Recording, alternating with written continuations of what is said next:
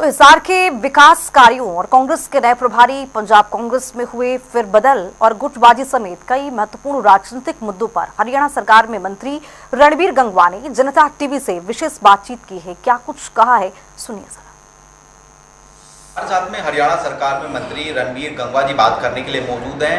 हिसार में 4 और 5 जुलाई को अलग अलग कार्यक्रम होने वाले हैं। अलग अलग परियोजनाओं का शिलान्यास भी किया जाएगा।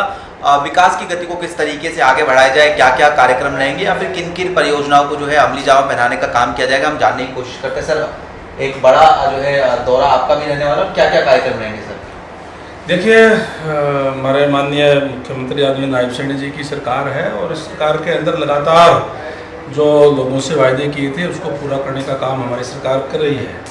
जहाँ तक आपने हिसार की बात की, मेरे हल्के की है। अभी एक तो बाडोपट्टी के अंदर एक बहुत बड़ी लाइब्रेरी, हमारा जो लाइब्रेरी के साथ साथ एक ITI का जो है वो उद्घाटन हम कर रहे हैं, जिसमें 16 करोड़ से ज़्यादा की लागत आएगी।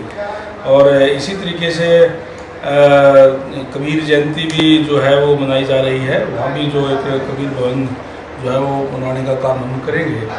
और उसके अलावा भी जो वायदे हमने पूरे किए, हमारी चुनाव के अंदर कमिटमेंट थी। अगर आप हल्के की बात करें तो कि जो मोती लोहार वाली गली है उसको पार होना चाहिए, वो आज पार करवा दी गई है।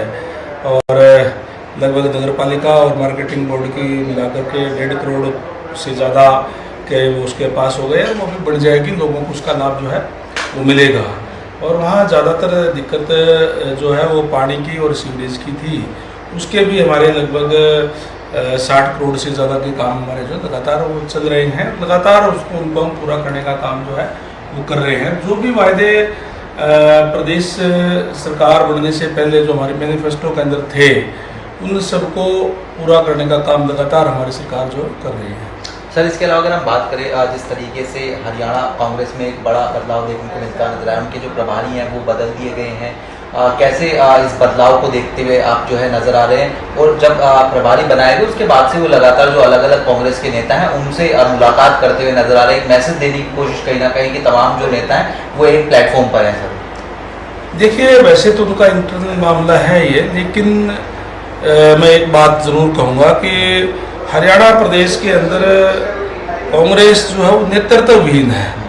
कांग्रेस आज पार्टी ना होकर के अलग अलग गुट हैं। कोई हुडा जी का है, कोई शैलजा जी का है, कोई रणदीप जी का है, कोई वीरेंद्र सिंह जी अपना गुट बना रहे हैं।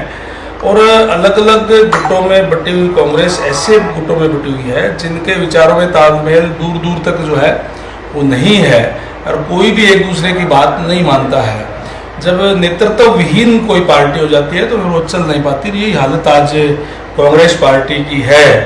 और मैं समझता हूँ कि नेतृत्व विहीन कांग्रेस पार्टी लोगों का विश्वास खो चुकी है और इसलिए इनका ग्राफ निरंतर नीचे गिर रहा है। आने वाले दिनों के अंदर आप देखेंगे इनका ग्राफ और ज्यादा नीचे गिरेगा। शहर की प्रक्रिया में आपने भी अपनी जो भूमिका है वो निभाई है। सर, प्रदेश के जो तमाम लोग हैं उनको क्या कहना चाहेंगे? सर, मैं सबसे ये कहना चाहूँगा कि अपने अपने जो एमिग्रेशन फार्म है वो जरूर भरने का काम करें, क्योंकि अब जो 14 जुलाई तक का समय हमारे पास है, 1 महीने का टाइम था जो 15 जून से शुरू हुआ।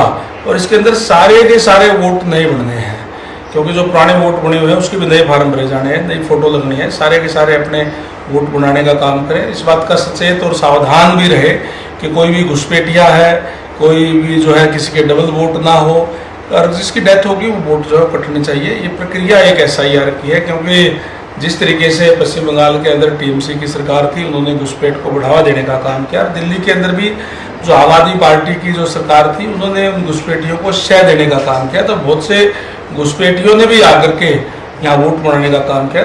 SIR के अंदर उन सब घुसपैठियों के वोट जो है वो काटे जाएंगे। किसी के भी गाँव और शहर अगर दोनों जना हो तो डबल वोट भी जो है वो काटे जाएंगे, यानी फर्जी वोट काटे जाएंगे और जो सही वोट है वो नए बनाए जाएंगे। सर, एक आपका ये जो बगल का राज्य है पंजाब के बारे में बात करें, कैसे आप जो है पंजाब में, चूंकि आने वाले समय में चुनाव है उनको देख रहे हैं, अलग अलग कमेटियों का जो गठन है वो जो है पंजाब में कर दिया गया, लेकिन नेता अभी भी जो है अपने आप को या फिर कहें कि खुद जो है बैठ के करते हुए जो है नजर आ रहे हैं। चन्नी की बात की जाए, अलग अलग हल्का इंचार्जों के साथ में उनकी जो आज बैठक है वो देखने को मिलती हुई नजर आएगी।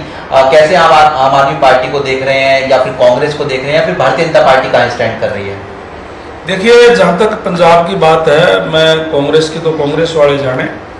मैं एक बात आपको बताऊंगा, मैं भी अभी जो है 13 जून को हमारे वहाँ हमने वहाँ एक बहुत बड़ा ओबीसी महासम्मेलन किया, जिसकी जिम्मेदारी माननीय सीएम साहब ने मुझे देने का काम किया था।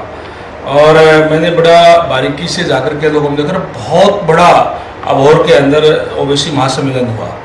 लोगों ने आज मन बना लिया है कि कांग्रेस पार्टी को भी देख लिया और अकाली दल को भी देख लिया, और आम आदमी पार्टी की सरकार अभी वहाँ है।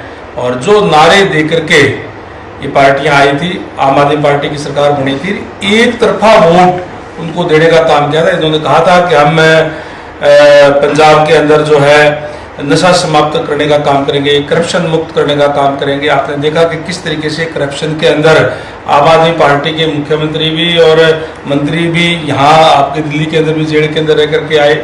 नशा फैलाने का काम इन्होंने किया, और पंजाब के अंदर जो युवा पीढ़ी है वो नशे की गिरफ्त में आ गई है।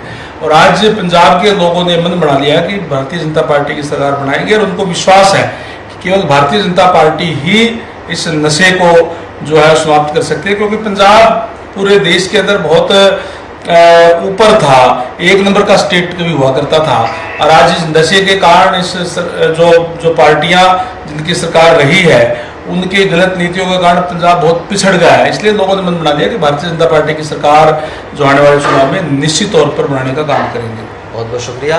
तो हमारे साथ में हरियाणा सरकार में मंत्री रणबीर गंगवा जी थे, जनता टीवी से तमाम मसलों को लेकर खास बातचीत कर रहे थे। कैमरा पर्सन चंचल गुप्ता के साथ स्पर्श शर्मा, जनता टीवी, दिल्ली।